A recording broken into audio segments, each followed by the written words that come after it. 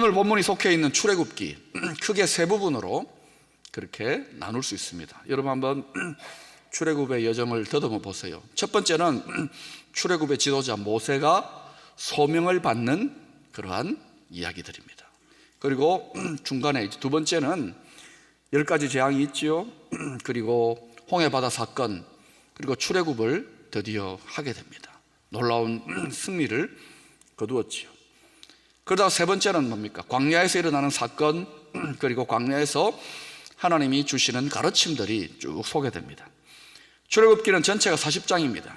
그런데 그 중에 절반 이상이 어떤 내용을 다루고 있느냐? 후반부 절반 이상은 제사제도, 어떻게 제사를 드리는가 하나님께, 그리고 하나님의 말씀, 하나님의 율법을 가르쳐 주시고, 또한 제사를 드리는 중심 장소인 성막을 완성하는 그런 과정을 소개해 주고 있습니다.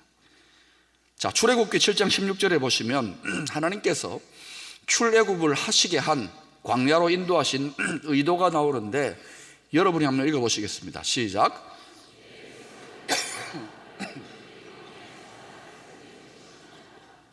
광야에서 하나님을 섬기는 가르침, 훈련을 주시려고 출애굽을 하게 하셨다는 것입니다. 그러면 하나님을 섬긴다는 것이 여러분 무엇이라고 생각합니까? 영어로 예배를 가리켜서 worship service 그럽니다. 주일 예배를 가리켜서 Sunday service 이렇게 이야기합니다. 서비스가 뭔지는 아시죠? 예? 예배가 뭐냐? 하나님을 섬기는 것이 뭐냐? 예배는 하나님께 서비스하는 거예요. 다시 말하면 하나님을 섬긴다는 것은 다름 아닌 그 핵심에 예배가 있는 거예요. 출애굽기의 절반 이상이 그 많은 가르침, 출애굽하게 하신 목적들이 전부 다 뭐냐면은 하나님의 백성들, 구원받은 성도들을 예배자로 세우기 위한 여정이라고 해도 과언이 아닙니다. 그만큼 우리의 신앙생활에 예배가 너무너무 중요한 거예요. 예배가 절반 이상이라고 할 수 있습니다.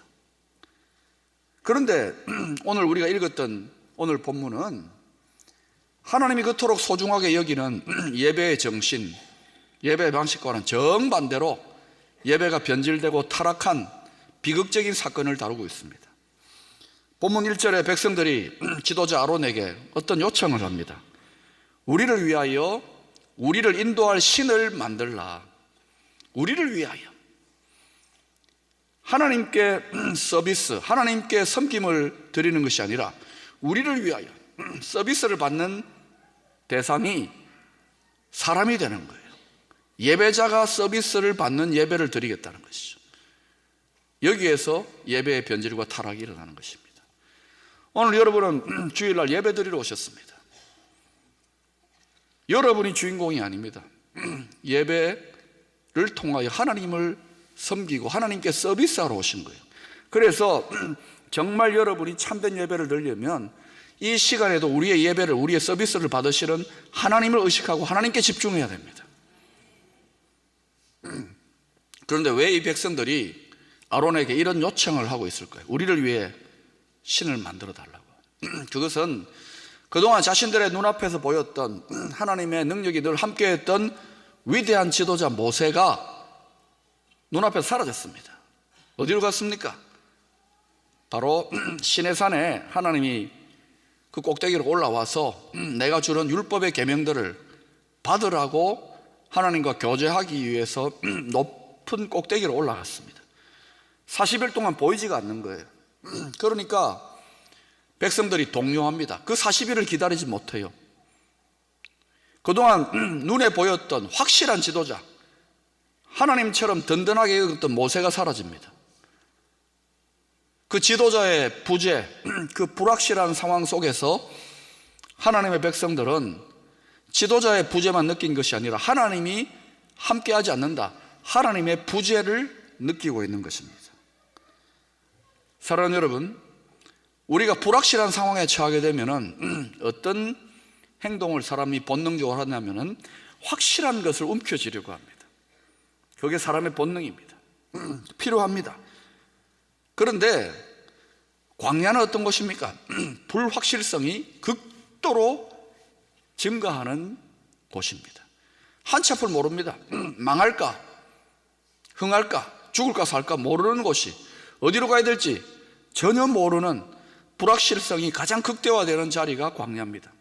이때 신앙적인 차원에서 어떤 유혹을 받게 되느냐 하면은 눈에 보이지도 않는 하나님 말고 눈으로 보고 또 손으로 만질 수 있는 확실한 하나님, 그래서 물질적인 어떤 형태적인 확실한 하나님을 만들게 되는 우상 숭배의 유혹을 받기가 쉬워요. 사랑하는 여러분, 인생 광야, 특별히 고난과 시련의 광야, 한치 앞을 모르는 불확실한 상황 속에서 잘못하면 우리는 치명적인 유혹에 빠지는데 그것이 바로 우상 숭배입니다. 브래든 매닉이라고 하는 교회 지도자가 확실성을 탐하는 우리 성도들의 위험성에 대해서 이렇게 지적합니다. 확실한 답을 탐하는 우리는 언제나 하나님을 신뢰하는 믿음의 모험을 없애버리려고 한다. 불확실한 상황에서 눈에 보이지도 않는 하나님, 그 하나님의 약속을 믿고 전진한다는 것, 신뢰한다는 것은 모험입니다. 모험. 여러분 믿노라 하지만은 덜덜덜 떨리고 잘 될까 안 될까 이런 느낌이 들 때가 있을 겁니다. 눈에 보이지 않는 인격적인 하나님을 물질적인 이 세상, 불확실한 세상 속에서 신뢰한다는 것은 믿음의 모험이에요. 그런데 문제는 확실한 것을 탐하는 우리들의 그 욕심은 하나님에 대한 인격적인 신뢰를 무너뜨려 버리는 거예요. 우리 앞에 펼쳐진 불확실한 미지의 길에 대한 두려움이 하나님 아버지에 대한 하나님 아버지의 선하신 역사, 이스라엘 백성들 40년 동안 먹이고 입히셨습니다. 죽지 않았습니다. 우리의 지난 신앙의 여정에 하나님께서 우리를 인도해 오셨지 않습니까? 눈에 보이지 않는 하나님이시지만 그 하나님의 선하신 역사와 그 제한이 없는 사랑에 대해서 우리가 어린아이처럼 신뢰하는 그 신뢰를 무너뜨리고 마는 거예요. 확실한 것을 탐하는 우상 숭배적 그러한 마음, 우상 숭배적 신앙은 하나님에 대한 인격적인 신뢰를 무너뜨린다는 거예요. 이스라엘 백성들은 금송아지 우상을 만들고 나서 4절에서 이렇게 외칩니다. 그들이 말하되 이스라엘아, 이는 너희를 애굽 땅에서 인도하여 낸 너희의 신이로다. 금송아지 만들어 가지고 금송아지다라고 하지 않고 출애굽을 우리를 출애굽하여 인도해 주신 여호와 하나님이라고 지금 그렇게 합의를 보자는 겁니다. 백성들끼리 그렇게 믿자 그렇게 이야기하는 거예요. 그리고 하나님이 가르치신 번제나 화목제, 이런 여호와 하나님, 참 하나님을 섬기는 예배 형식을 빌어와 가지고 먹고 마시고 술도 마시고 음식도 뜯고 하면서 일어나 뛰놀더라. 이 뛰논다는 단어는요, 당시 이방 종교의 난잡한, 심지어 성적인 타락까지도 포함되는 난잡한 종교 축제를 벌이는 거예요.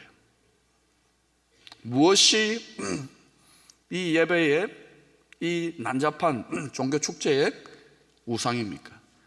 금송아지가 아닙니다. 그들이 종교적 형태의 예배를 드리고 축제를 벌이지만은 그들이 숭배하는 것은 결국은 자신들의 숨어있는 욕망입니다. 금송아지를 경배하는 것 같지만은 실제로는 자신들의 탐욕, 자신들의 욕망을 경배하고 있는 거예요. 사랑하는 여러분, 이렇게 지금 이스라엘 백성들이 행하고 있는 예배적 행위, 출애굽하여 광야에서 참된 예배를 가르치기를 간절히 원하셨던 하나님의 뜻과 얼마나 동떨어져 있습니까? 이들이 다른 사람이 아닙니다. 타종교를 믿는 사람이나 불신자들이 아니고 소위 하나님을 믿는 거룩한 백성, 이스라엘 백성, 오늘날로 말하면 예수 믿는 크리스찬들입니다.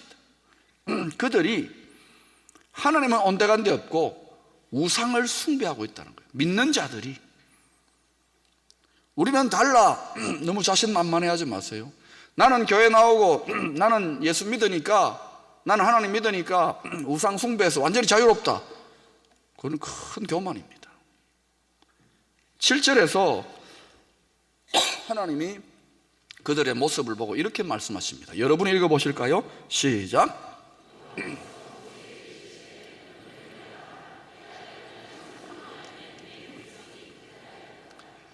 내 백성이 부패하였도다.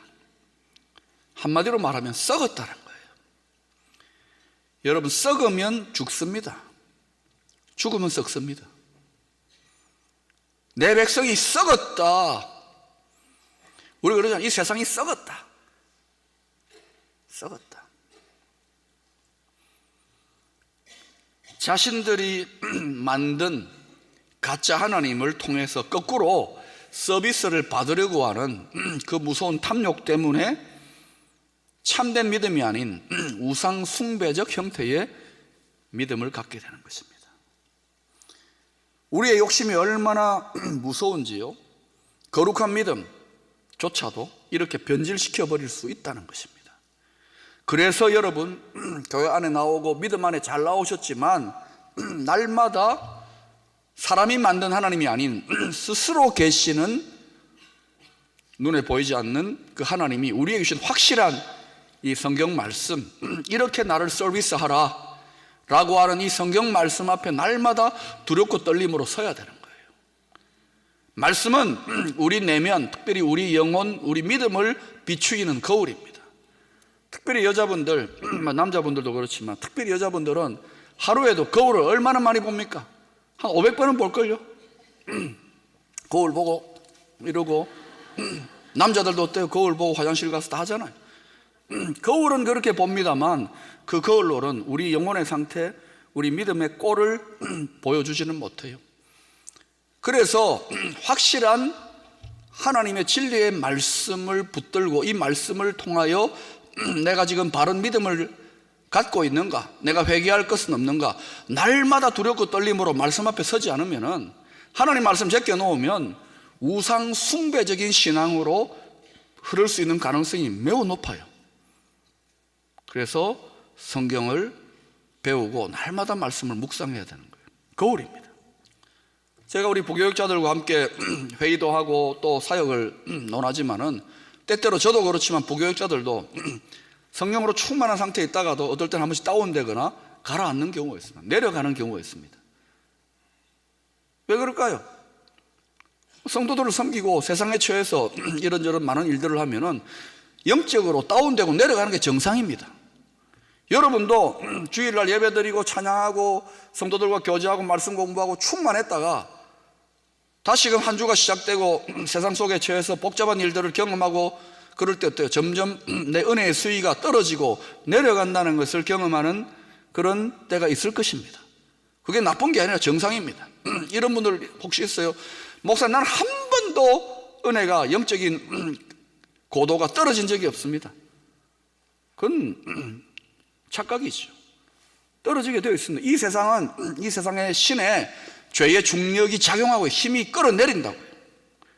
썩게 만들고 죽게 만든다고요. 그래서 여러분, 영적인 고도가, 은혜의 수위가 내려간다, 떨어진다는 것은 우리 신앙이 변질될 가능성이 그만큼 증대되었다는 것을 의미합니다. 그러면 신앙의 타락과 변질을, 죽은 믿음을 극복할 수 있는 길은 뭐냐? 다른 길이 없습니다. 이 세상에 작동하는 죄의 중력을, 그 힘을 거슬러서 위에 계신 하나님, 그 영원한 나라의 능력을 향하여 올라가는 수밖에 없는, 힘을 다하여 올라가는 수밖에 없는 거예요. 이것이 여러분 하나의 영적인 상식이 돼야 되고 본능이 돼야 됩니다. 제가 존경하는 선배 목사님은 목회 사역 하다 보면 한 번씩 이렇게 본인이 침체되거나 영적으로 고도가 자꾸 떨어지는 그런 때가 있다는 거예요. 근데 그럴 때마다 이분은 그래요. 우리 후배들에게 그때마다 내 내면에 알람 사인, 경고 사인이 울린다는 거예요. 위험함, 떨어지면, 더 이상 떨어지면 추락함. 그러고 어때요? 정신을 바짝 차리고 올라가야 되겠구나.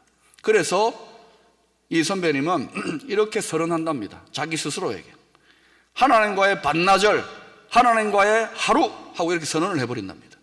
시간을 떼놓는다는 게 얼마나 힘듭니까? 시간이 금인데 그렇게 떼놓고 어때요?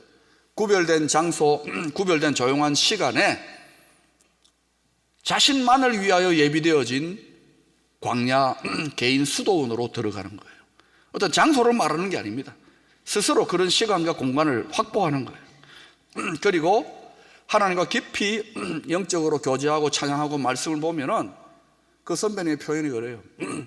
두려운 마음이 어느새 담대함으로 바뀌어지고 짜증과 스트레스와 근심이 변하여서 마음에 놀라운 평안 그리고 하나님의 긍휼과 사랑이 회복되는 것을 자주 경험한다는 거예요.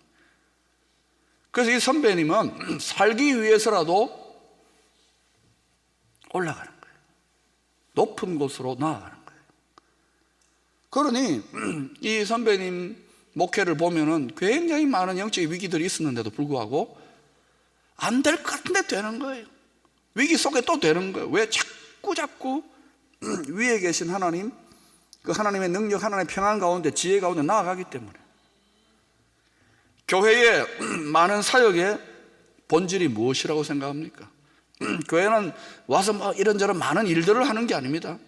교회 사역의 핵심적인 방향이 있습니다. 그것은 낮은 차원에서 높은 차원으로, 영적으로 높은 차원으로 끌어주는 것이 모든 교회 사역의 핵심입니다. 특별히 먼저 예수 믿고 은혜 생활하는 믿음의 선배들, 또 교회 지도자들이나 일꾼들은 당연히 교회는 침체되고 또 믿음이 어린 성도들이 있잖아요. 세상 사람들하고 다를 바가 없이 아직은 믿음이 어린 사람도 있잖아요. 이런 분들을 하나님과의 높은 차원의 영적 교제로 자꾸 끌어줘야 되는 거예요. 그런데 문제는 뭐냐?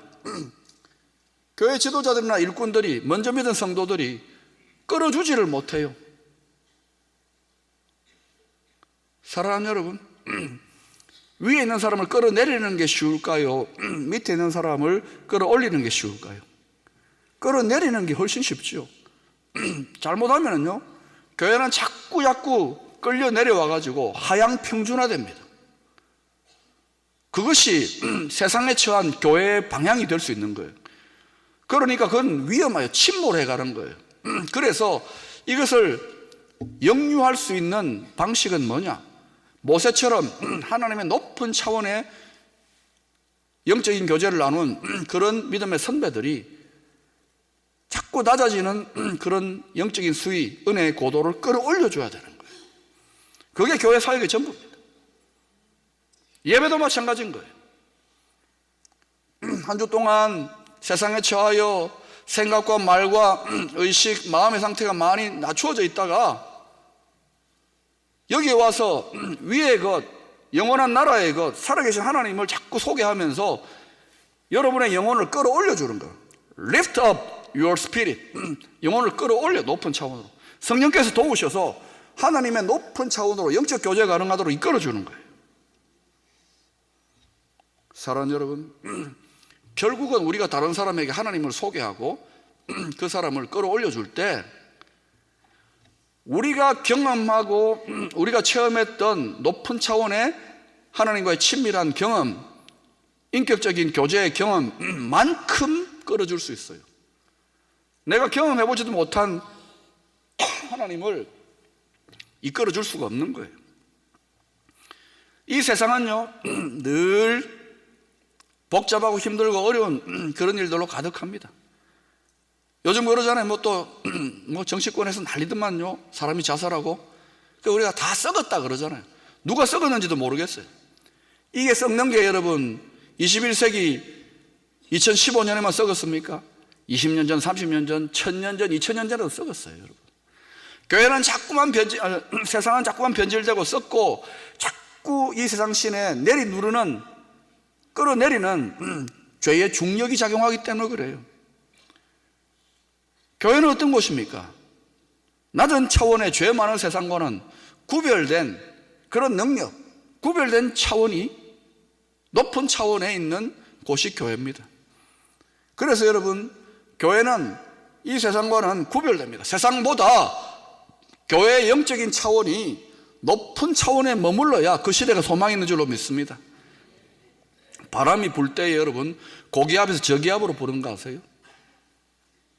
마찬가지인 거예요. 교회가 세상을 향하여 건강한 영향력을 미치려면 교회의 영적인 은혜의 수위, 영적인 하나님을 높은 높은 곳에 계신 하나님을 만난 그 영적인 교제의 차원이 높아져야 되는 거예요. 그 교회에 나왔을 때 세상에 이런저런 이야기나 드라마나 정치 이야기나 하고 이런저런 이야기만 하는 교회 같으면은 그건 별 다를 바가 없어요. 교회 나오면 언어가 달라져야 돼요. 생각이 달라져야 돼요. 하나님을 의식하고 하나님과 살아계신 하나님과 교제하는 그런 맛과 분위기와 언어, 행동들이 있는 곳이 교회입니다. 예배는 영적인 높은 차원에서 하나님을 경험하고 하나님 온전히 섬기라고 격려하는 자리입니다. 올라오라고 하는 자리예요. 올라오라고. 교회의 영적인 고도, 성도들의 은혜의 수위가 점점 낮아지면 어떻게 되는가? 추락하고 맙니다. 결국은 그렇게 추락하면은 민노라 하지만은 금송아지 신앙하고 다를 거 하나 없는 거예요. 하나님의 실상이 아닌 허상을 붙잡고 막 뛰노는 거예요. 종교 노름이에요. 뛰놀더라. 참 하나님의 자리가 없어요. 능력이 없어요. 그렇게 행하는데 광야를 탈출합니까? 아닙니다. 탈출 안 됩니다. 잠시 잊어버린 것이지, 도피한 것이지. 여전히 광야 속에서 그렇게 하다가 하나님의 진노를 사고 망합니다. 죽습니다. 여러분, 자기들은 하나님을 믿는다고 하면서 망하는 거예요. 그래서 하나님의 말씀의 식대로 하나님을 믿고 하나님을 서비스하는 것이 너무 중요해요. 왜? 그게 살 길이기 때문에. 이렇게 우리가 살아남기 위해서는 끊임없이 끌어내리는 이 세상 속에서 하나님의 높은 위에 계신 하나님을 바라보면서 성령의 도우심을 받아서 자꾸 위를 향하여 전진해야 돼요. 날마다 저 높은 곳을 향하여 날마다 매일마다 순간마다 나아갑니다. 저 높은 곳을 향하여 나아가야 되는 거예요. 또 이런 찬송이 있지요. 주를 앙모하는 자 내려가. 올라가지. 올라가 무엇과 같이요? 독수리 같이. 독수리처럼 믿음의 날개를 쫙 펴고 날개짓을 푸덕푸덕 하나님과의 높은 차원의 영적 교제로 나를 이끌어 달라고 믿음의 날개를 펴면은 성령께서 바람을 확 불어가지고 갑자기 호련히 하나님과 신령한 친밀한 영적 교제를 맛보는 거예요. 이 경험을 해봐야 되는 거예요. 최근에 몇 년 동안 망설이다가 훈련 사역에 이제 훈련 받는 그룹에 들어오신 집사님이 이제 간접적으로 들었어요. 말씀 공부를 하고 찬양하고 기도하니까 너무 좋은 거예요. 그분이 그렇게 말하더랍니다. 목사님이. 목사님, 이런 세계가 있네요.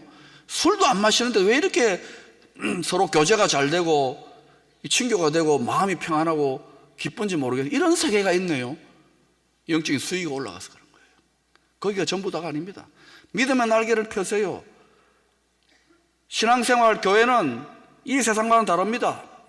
썩어질 이 세상과는 달라요. 계속 높은 곳에 올라가기를 힘쓰시기를 바랍니다. 그런데요, 민노라 하면서도요, 그저 참새처럼 찍찍찍찍 하면서 이러면요, 성령 역사에도 그 밑에 있을 거 아닙니까? 믿음의 날개를 활짝 펼 수 있기를 축원합니다. 그러면 하나님의 능력이 여러분을 사로잡아 높은 차원으로 lift up our spirit, 우리의 영을 높이 들어주시는 거예요. 그리 알게 될 때 어떤 일이 합니까? 그 높은 곳에는, 그곳은 빛과 사랑이, 능력이, 평강이 언제나 넘치옵니다. 그곳에는 언제나 결핍이 없는, 언제나 넘쳐나는 하늘의 자원이 있는 거예요. 그래서 그곳에 도달하게 되면, 성령의 도우심으로 그곳에 도달하게 되면 험악한 세상을 이길 힘이 하늘로부터 우리에게 임하는 거예요. 특별히 교회 지도자들, 먼저 믿은 믿음의 선배들은요, 우리 자신을 위해서뿐만 아니라 다른 영혼들, 또 교회 공동체를 위해서라도 위에 계신 하나님을 향하여 올라가기를 계속 힘쓰셔야 되는 거예요. 시대를 축복하는 교회와 성도들은 그 시대의 정신, 그 시대의 바벨탑보다 훨씬 더 높은 곳으로 올라갈 때 그 시대를 능히 축복하고 살아계신 하나님의 능력을 나타낼 수 있는 거예요.